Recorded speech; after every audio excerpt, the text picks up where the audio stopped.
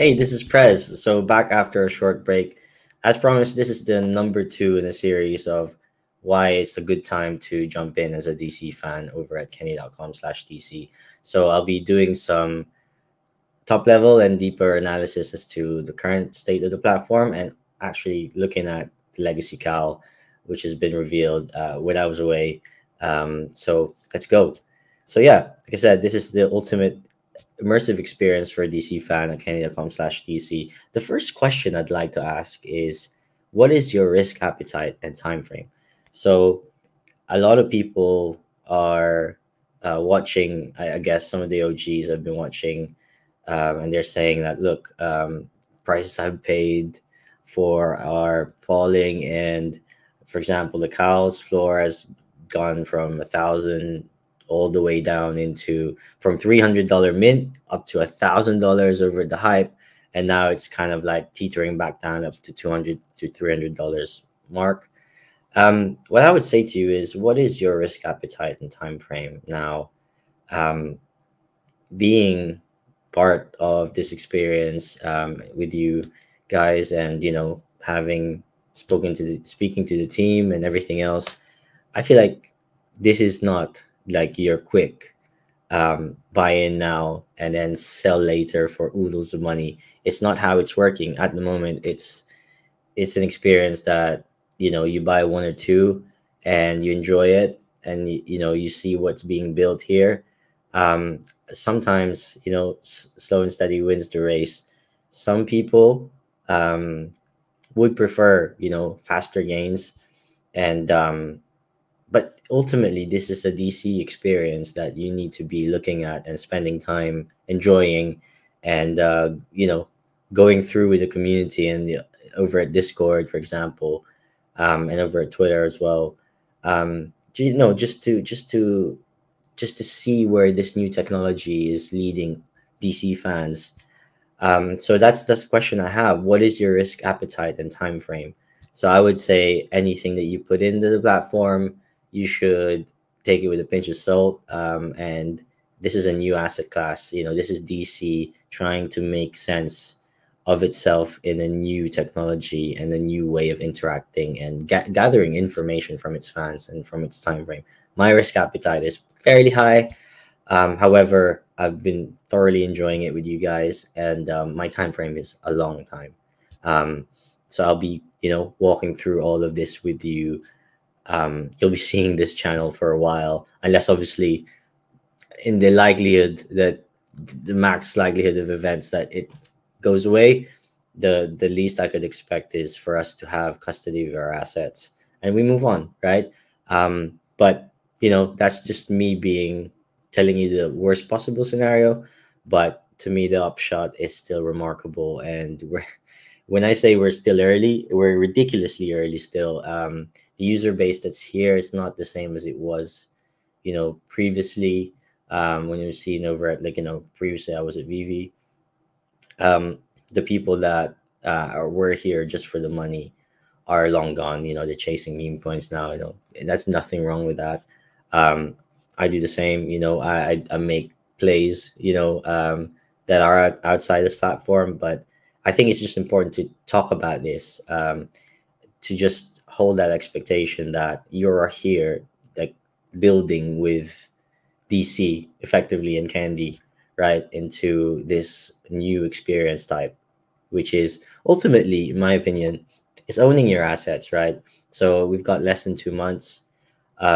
So over at, if you sign up for a DC membership over at DC Infinite, you'll be able to read those comics, but you won't be able to own them in something called the blockchain, where you can track the supply and demand of each item that we're going to talk about today. So, and there are experiences that's only possible here. You mean, as a DC fan, what could you do? You could go to, you know, um, events in your city. You could go to watch a film in your house, or over the movies, or you can own a comic book. You can go to a comic book store, but you'll not be able to experience the building with the team. So I'm talking about, building the Legacy Cal, for example, as a storyline with the team, with, like watching your choices unfold into um, this exclusive experience is something that you can only have here at Kenneth.com/DC. So it's, to me, being able to rub shoulders with people like Jim Lee and other creative, like some creative, like deeply creative people that I've massively enjoyed. And obviously being able to own those assets back to your wallet if you choose, that is, that is what you want, like, and you'll have that extra level of trust and safety that, no one can take this away from you, not even the creators of these things, which have a limited supply. So when we talk about the avenues of entry, over at candy.com/dc, there are multiple levels. So you could buy from a drop, as they call it. You can buy it from, let's say, $9.99. So as you can see here, I'll be sharing it. So over the drops page, there'll always be something that you can buy. So right now it's this is called the Dawn of DC Titans 26, where they introduced the new Teen Titans, and you could buy it. I've max bought mine, and you can buy it for $9.99, maximum of 2 per account, and you could participate that way. And over at the marketplace, you'll be able to see how much these are being sold for. um, you know and ranging from from your $9.99, from it's being sold for $2 to $89. So you can make a loss if you're thinking in monetary terms, but you can also, like I've minted a legendary of one of my two, and I managed to sell one. It's not something that I personally, because if I went for every single drop, right, I don't have unlimited amounts of money, so I'll be able to make that insane return on investment. It's almost like 8x my money, right? So I'm into 2 packs, so around about $60 profit, which I could use to play around with.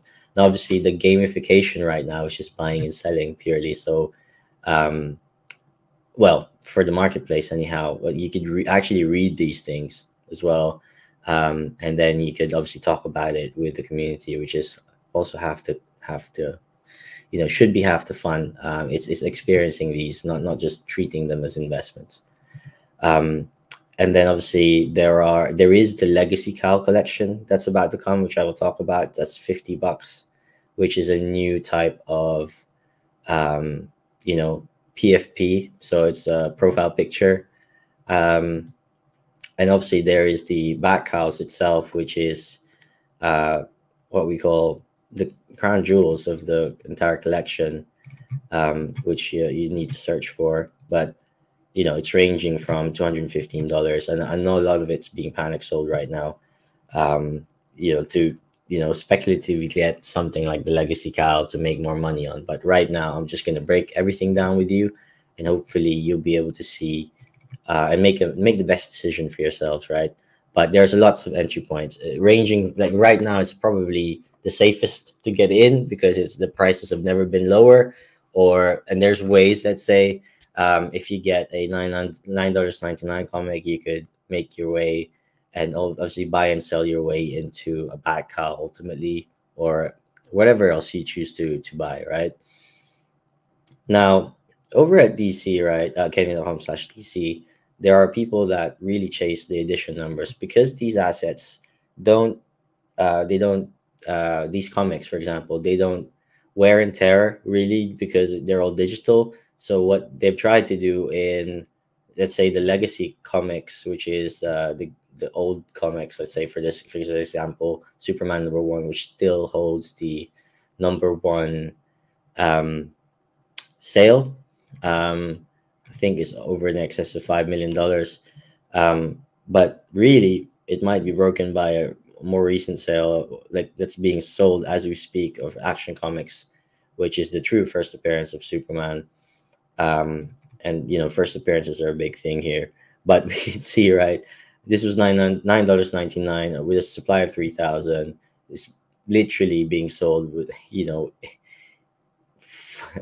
from $290 to $5,500. So that is insane, really. And that doesn't even add up to the layer of the edition numbers. So I know recently, right?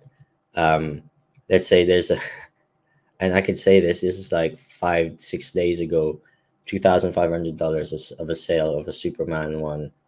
Um, was this an uncommon Superman number one for $2,500? So there's definitely avenues as to why people are still interested, even if it's just the monetary aspects.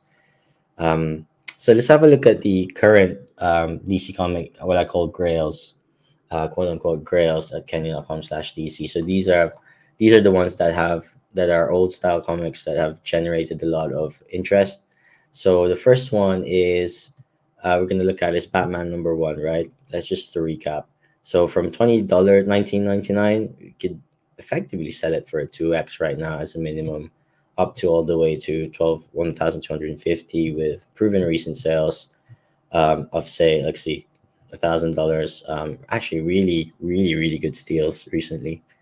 And I say steals, compared to the average, you can see the 30-day moving average of these things. So it's the first appearance of Joker and Catwoman. Really insane. We look at Wonder Woman. We can also look um, from $19.99. We can see it sell from all the way from $8.99 all the way up to $475. So which has done a big push recently, because why? We can tell that there's only 151 of this that it's actually been unwrapped. So when you buy right now over at Kenya.com/DC, the new mechanic is you buy it and within the pack, so you can actually sell the pack, usually for profit if you don't want to open it. So that's one avenue of making money already. But however, if you're like me with little self control, sometimes I open them for a loss, or you can actually sell them potentially for a massive gain. So a lot of these packs are resellable as well. And we can see All Star Comics is following the same trend, which is the first appearance of many of the characters, and compilation of the first appearance of the Justice League. But yeah, it's like I said, the ones that are very scarce like this. This is pre the pack, so there is nothing that's unopened. But with this low supply of like around 160, 170, we can see that it's the because of scarcity, it's quite easy to see where the trend is going with these, and there's a hardcore amount of people that actually look to collect these things. So these opportunities happen, and I believe was this a 9.99, or it was around 9.99 or $20. So it's following a lot of a trend. First appearance of Flash and Hal Jordan as the Green Lantern. We can see these were 9.99. They're still making there is a significant amount of return that you can make, and you can see like here, first appearance of Riddler is going for quite a lot, and we can see the supply numbers as well. And this is again, it's all been unwrapped because it was pre the migration. So yeah, no, really insane. Really great to see, and that's just the comic books. I wanted to do a quick recap of what happened with the Overdrive, with the beta, right? So we can have a look. So we can see that the Overdrive is, pre the video that I made before about 3 weeks ago. We can see the results, right? So if I just look for the Justice League number one, so we can see that so right now it's $15, right? So what really essentially happened here, so for the first one is if let's say you had a Batcowl, it is another perk for having a Batcowl. If you, let's say, speculative, you had the disc for free, because most of these fandoms were free, you can make tiny bit amount of profit, like maybe 50%. So if you bought the comic on the drop, cost $9.99. Short term, you could probably sell this for $15, or maybe slightly less now, because there is a lot of supply. There's 1,325. You can see that, but it is a legendary. And there was speculation that I made before about it being interactive. Sadly, it hasn't come into fruition, and this is one of the things that um, highly speculative in this space. But still, if you got the disc for free, that was a nice come up, especially if you sold quite early. And like I said, there's still a minting perk and a holding perk that we don't know. Like they could take a snapshot at any time of the holders of this. So this is where um, even just holding these comic books, right? And this is a variant of that comic book, a sketch variant, the original sketch variant of that comic book, and which you can also obviously read. It gets quite. This is where it gets quite enticing to be able to collect these, because you never know what's going to happen to these things as it go. I hope they do some sort of reward, because this is the first one, right? And over time it has provenance, and that's probably why it held its retained its value so much.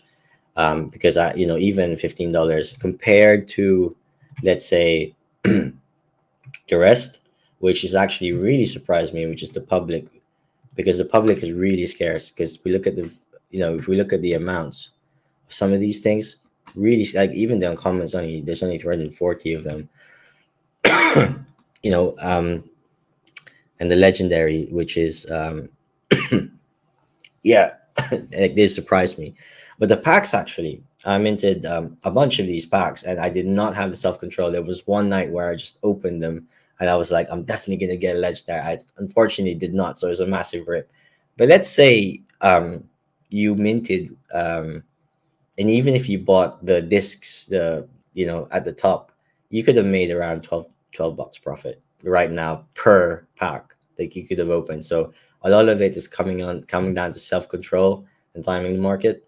But I mean, for me, you know, I mean, this was a beta, and I probably shouldn't have had too much expectation. However, it was still something that could hold provenance in the future, like set rewards. And I know this is like scarce as hell. Like, who has everything here? I'm missing the legendary for the public, and it's getting a bit pricey for me to be able to buy in. But I do have everything else, with everything else that I've opened. So, and I've managed to resell some of them for, well, I wouldn't say much profit, but because not opening them was the obvious answer if I could, foresee the future. But it is what it is, and I think there will be more Overdrive, and will come out of Overdrive Beta.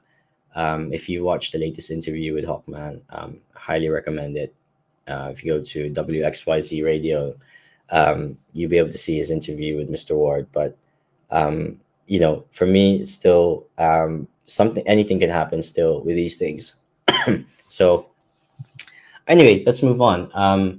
I wanted to do like an exclusive feature in this, and what is the Batcowl, but I just wanted to touch lightly upon this to lead up to the Legacy Cowl mint that we have.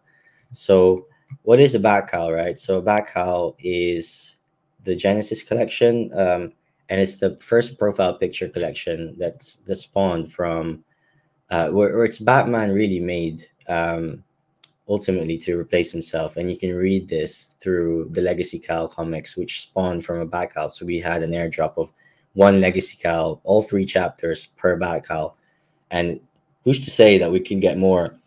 I believe we'll get more. And it hasn't been confirmed that it's going to be continued. It's been confirmed that the Legacy Cowl comic book, which spawned, is the first DC NFT comic that actually spawned from the Batcowl, and there was some massive hype towards it. That's going to be continued, and I believe it will be continued. So, but having a look at this, and I think the best place to look, and these are the different cowls, and each cowl, by the way, is a 1 of 1, right? So, yeah. So according to Legacy Cowl Chapter 1, he made these cowls with traits designed for specific tasks and to replace himself, right? So, I'll show you where these are. So, I have a bunch of Legacy Cowls, and actually have one behind me as well. But I'm a very big fan of this comic book, because not only is this the first DC NFT comic on chain, but since when DC fans decided whether Robin lives or dies via telephone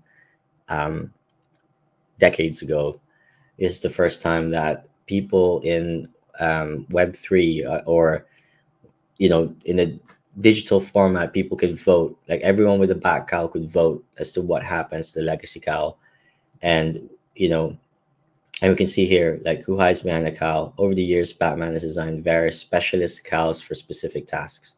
He keeps them all secure in the Batcave. But when one goes missing, the collection holders help shape the hows, whats, and whys of the comic to tell the story of Batman's newest mysteries, the story of the Cowls, right? And like just lightly reading this comic book, um, even and obviously like you could purchase this, it's like around $23, um, and we could see that the legacy Cowl is missing. And then he goes to proceed to tell Nightwing what it is. What is a legacy cow? And he goes, "There's come a times when I can't do this job anymore. I'm too old or too dead." And he goes, "I would realize it'd be difficult to find a suitable candidate to replace me. So the same skill set, same level of fitness, and the same commitment. Anyone with that will be able to wear the legacy cowl or the bat cowl." And he's saying it's semi-sentient, so it feeds into the AI version, right? Of it feeds into the AI narrative that we currently have right now. So, and when he says that, right? Anyone would be able to replace him. Now, this has failsafe vibes. So we know that failsafe is another storyline that Batman used to create to replace himself, which obviously like was one of the ones that was a highly sought after, like highly, really it pushed him to the limits, as a villain. And it looks like Legacy Cowl is that flagship villain, original villain that's being built by us, and the storyline being shaped by us. Um, and yeah, like I said, Batcowls are tied to, yeah, the first profile picture collection. And as we know, in the realm of profile picture projects, those really do well, in the sense of the blockchain, right? We know Bored Apes and stuff like that. This is the Bored Ape of DC. um, it has that vibe, it has that community that will always want it to do well. And like I said, Spawn from the Batcowl is the first DC Comics and chain, which I've just shown you, which is the Legacy Cowl. And they're binding all three of them actually into a physical comic book, which we're deciding to vote on as we speak, as to what. Oh, we've voted on for 24 hours as to what the physical cover should be, because as we speak, they're now building it, and manufacturing that cover that we've chosen. And they're going to announce what those are. So that's in real time over the weeks and days. Real time action is happening into, like, to make this an immersive experience. And there's a universe being built around the Batcowls. So we had multiple things like like these batteries, for example, that used to power the Overdrive. I know I have some remaining, right? But as a souvenir, I managed to keep 4 because I have 15. So you may see me buy and sell these things, these cows, but that's okay because I will always be looking to build my collection over time. But anyhow, I managed to get these, and like, look at these. These are 3D assets that right now has no, there was no future utility plan for them, but as just collectibles. They're in the blockchain. I could collect them. They were linked to the cows that I have. Like, I had one airdrop per cow. It's just something that I mean, I don't think I'll be able to let go because of these cows. Literally, I probably will never sell 5 of them, um, depending on obviously the prices. But this is it. Like, there's a whole universe being built around them. There's the Legacy Cowl, villain collection, which is like 11,544 as well. There's the Legacy Cowl comics that's been airdropped to us per Batcowl. There's multiple things. Harley charms, the maps, the sigils that there's still a lingering question as to what the uses of these maps and sigils are. However, they're there. They're collectibles around our cows and throughout our journey. We'll be able, and if you're obviously a latecomer, you'll be able to pick them up fairly cheap as it stand. But And if you have a look at the showcases that I have, these cows are really, they're all one of ones. So they're quite, what would I say?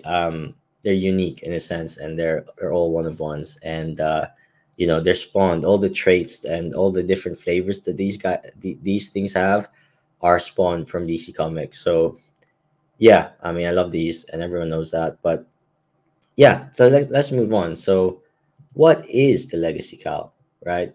So throughout, just to recap, like, some of the stories, and I don't want to spoil it too much because obviously I want you to be able to go into kenny.com/dc and read them. But all throughout, I mean, the main, crux of this story is, throughout legacy cow chapters 1, 2, and 3, Batman and his team, Nightwing and Superman, which we also managed to pick who his sidekicks were for this mission, which is really fun to do.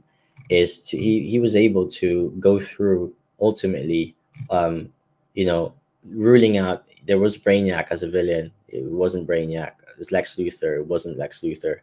And then we came across like the penultimate, where, ultimately, and again, like I said, I don't want to spoil the story a bit too much, but I mean, ultimately, we've seen that these legacy cows manage to replicate themselves, and throughout one factory. And Mr. Ward hinted on the latest Hawkman video that there might be multiple factories, and we know the exact number.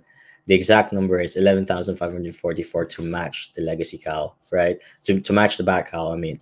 So there's going to be one legacy cow per Batcowl, and they're going to go toe to toe against each other. And that's like AI logic, right? That's the AI logic, is to go, right. I'm gonna need 11, like, I'm gonna go toe to toe. I'm gonna go one legacy cow. I'm gonna fight each Batcowl. Um, and there's multiple things that's been hinted. So you need more than one legacy cow to do multiple types of crafting, as it can only be modified once, before it goes to safe mode.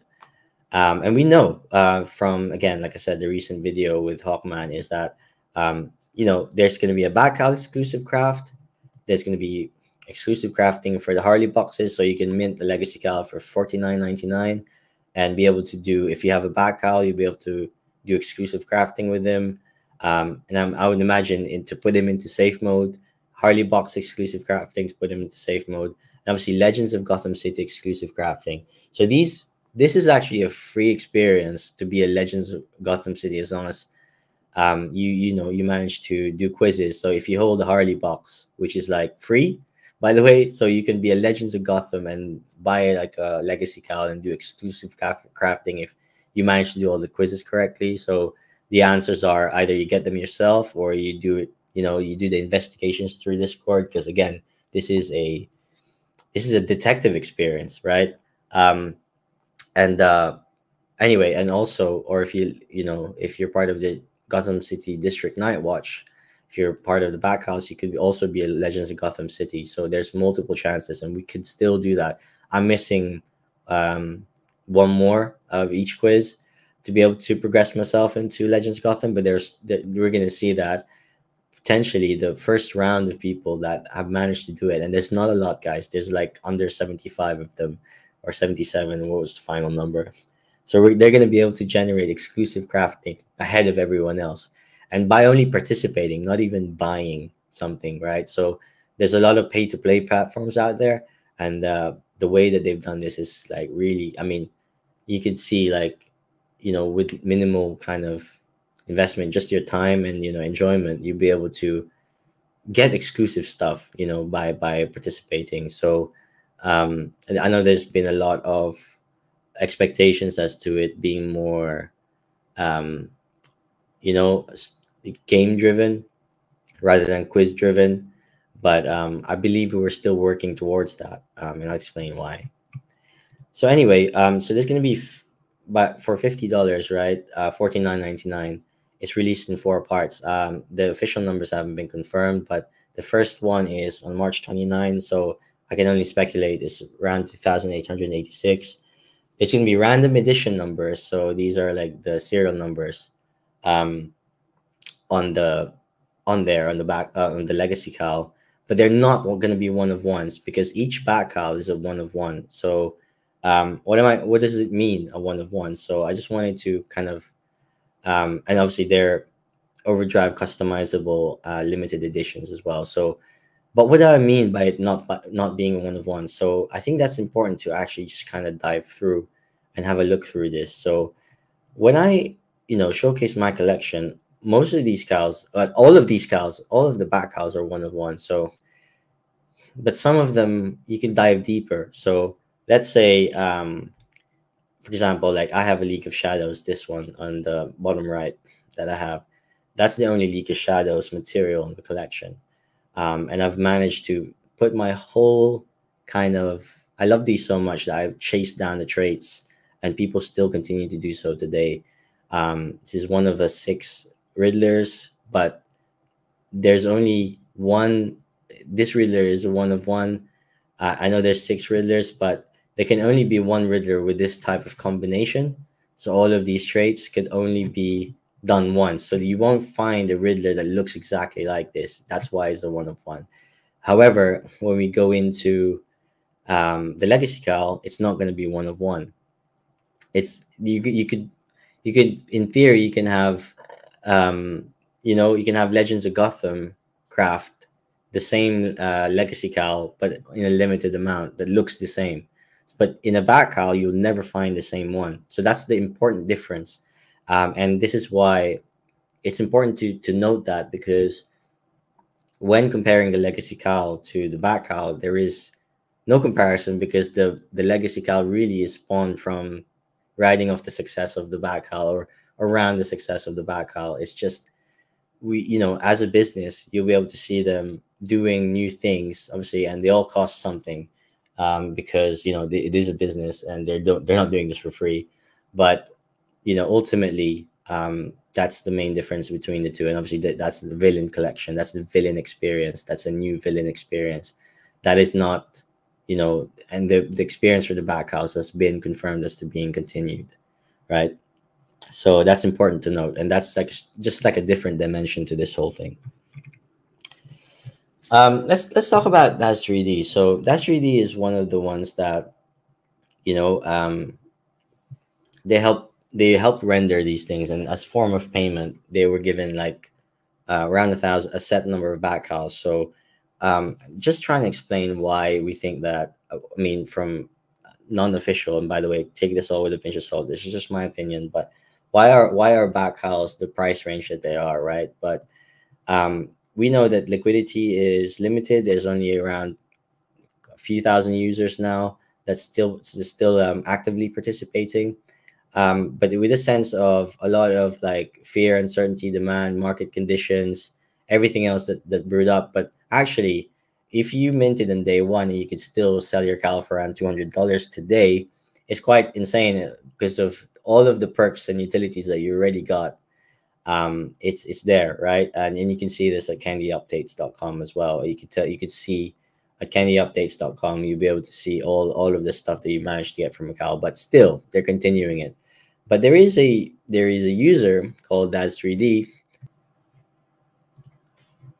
So we can find one of the ones that they are selling, and we'll be able to see it, because they've listed a few airdrops for around $40.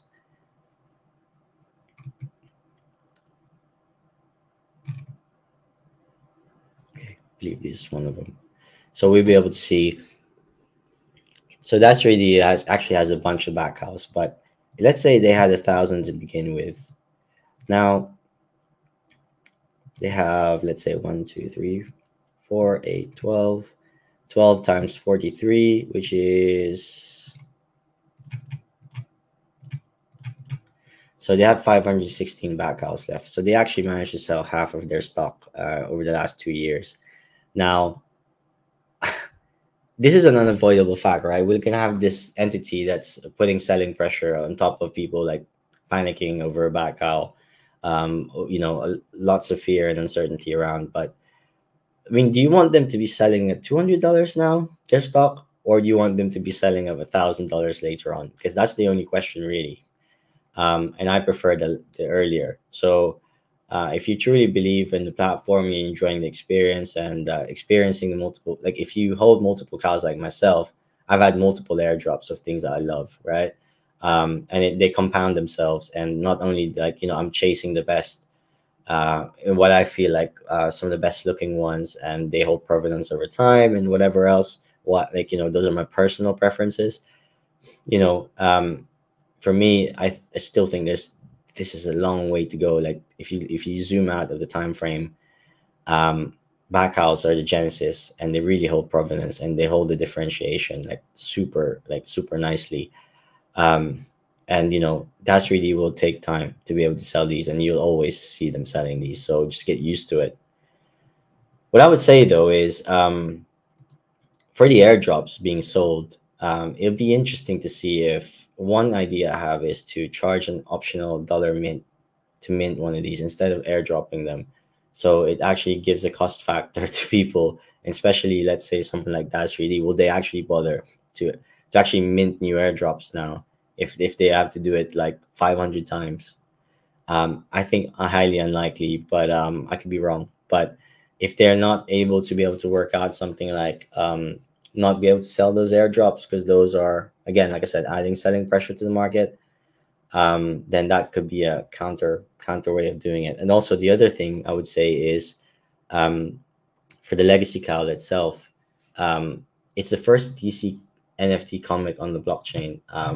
If I was a betting man, and if I was, I mean, my preference is to literally be able to grab as many as I can of these things, right? And because that's really has listed a bunch at $40, it actually made the prices go lower, meaning I could stack them for longer. So there are pros and cons to this, but I am loving it because I know what this is. This comic book is the nuts. It's first DC NFT comic on chain.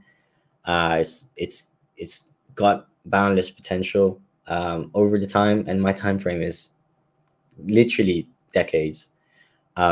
It's an amazing time to actually have to be able to see these and go, okay, I'll DCA my way into grabbing as many as I can, just for the for that bet. So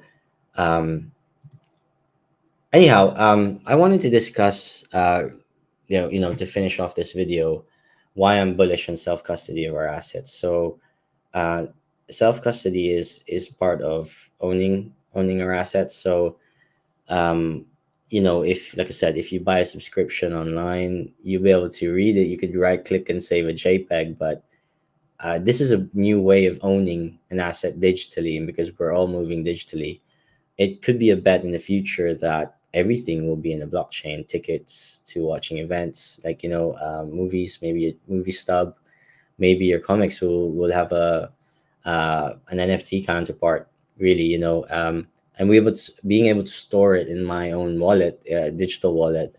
Well, it's like a hardware wallet. Really, it gives me control of me either being falsely locked out, or if the company goes bust and some other company picks it up. It's just a safeguard level of owning my collection ultimately. And I think that maybe in the short term it's not so going to be so apparent what the change is, but I do think that the prospect of interoperability at nftrade.com, right? So this website, so it's been mentioned, and I've seen this when I've flown to Paris. I've seen this company literally um, being posted on one of the um, Palm events, right? So this website it retains royalties, so it ensures that the company supporting this doesn't go bust. And we can have a look as well. There's teasers, like to the Batcowl collection, right? And it hosts multiple NFTs. It could actually connect to multiple different wallets, so the liquidity will be unlocked over to Web3, and us owning our assets. It's really with the scarce amounts that we have of the comics and other else, we'll be able to see, right? Like the Batcowl collection might be here, and you can make an offer, uh, and everything else, right? It's kind of a crazy prospect. And through the prospect of new users and liquidity through marketing, digital and interactive comics. And I know that it's been mentioned that they're looking to reinvent the comic books and the reading experience as we speak. We've seen it. We've seen the partnership over at Marvel and VV. We can definitely look forward to this. And we can see that Batcowl, the Legacy Cowl, and the Harley Quinn has different storylines attached to it. Um, I mean, like I said, who knows when Web3 or when all this liquidity, and we know that crypto is trillions of dollars of industry, and DC is trying to break through to this. So not only are you having gonna have fun, there is a fun aspect of being this early, um, and unlocking that liquidity, whether through a lot of people wake up to it, and that, a lot of these guys that hold millions, if not billions, and how many people like Batman, and DC, and I think this platform is doing everything right. And then again, like I said, I believe that Batcowls are really not done yet. A world around it is being built. Batsuits, Batmobiles, 3D assets we own. We've seen, Candy do a collab space with Futureverse and, metaverse and game collaborations. My plan is to just slowly build my collection, whether or not company goes bust or not, or whatever else. I'm going to be able to own my assets in my wallet, and then it could be picked up again. But the IP itself, the Batcowls, the Legacy Cowl collection, and all these experiences that we're having that could be transmorphed into, who knows, like a future game, a metaverse. There is so much potential, and even like the future of comic books, so much potential in this platform. That's why, and then the entry points are so low. Like I said, like, I'm just gonna rehash it. There's multiple entry points that you can actually have. For me, it's a no-brainer. So I hope you enjoy this video. Yeah, this is me signing out. But yeah, like I said, just keep collecting what you love, and yeah, reach the risk appetite that you're fairly used to. But I'm looking forward to the legacy cal crafting, and the legacy cal mint and future overdrive capabilities. So if you enjoy this video, please leave a thumbs up, like, and subscribe, and let me know if I missed anything. But I hope you enjoyed, since number 2 in the series. I'll catch you soon.